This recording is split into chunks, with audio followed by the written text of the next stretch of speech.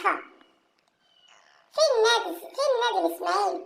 فين درويش العرب؟ فين أيام الإسماعيلي والزمالك؟ خليك الزمالك فريق ملطشة الدوري عمال يمرمغ بكم التراب النهارده. انتوا بتعملوا ايه؟ ده في شوطة اتشاطت النهارده من نص الملعب من فريق الملاعب بتاع نادي الزمالك، والكرة قطعت الشبكة. فين الدفاع؟ الدفاع في البلوزة. دفاع النادي الإسماعيلي في الباي يابا. دفاع النادي الإسماعيلي يالا حياة. ما انتوا نادي الزمالك ملطشة الدوري عمال يلعب بهم زي ايه؟ زي قراطيس اللب. ايه ده اللي احنا بنشوفه ده يا ناس؟ فين النادي الإسماعيلي؟ فين أيام برازيل العرب؟ فين نادي الدراويش؟ كله وشك بشك. فين؟ احنا مش عارفين. فرقة ملطشة الدوري عمالة تمرمط بيكوا التراب النهارده، ولا فريق بيهاجم ولا فريق بيدافع ولا أي حاجة خالص. فين؟ مش عارفين. يعني هو ما بتشطرش غير على النادي الإسماعيلي. نادي الإسماعيلي فين؟ ده نادي زد بيكسبوا بالعافية. ده فرقة وادي دجلة بيمسح بيهم التراب لعيب والزملكاويه. مفيش لاعب في نادي الزمالك لما بيتمرقص من أندية الدوري إلا النادي الإسماعيلي. إيه اللي حصل له؟ إحنا مش عارفين.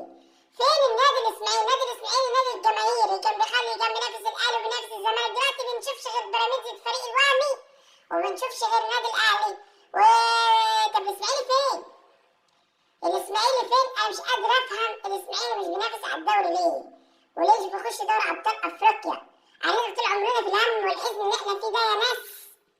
في الحزن والحزن اللي إحنا فيه دوت، لحد ما خلاص الدوري بيعلن بيه ربنا عمله غير في اسم الدوري من دوري نايل ودوري سبورت وكرة كفر وكرة غيران لدوري أبطال أوروبا، على أساس يعني إن إحنا هنتفرج على أساس الدوري الإنجليزي بتاع الدوري المصري.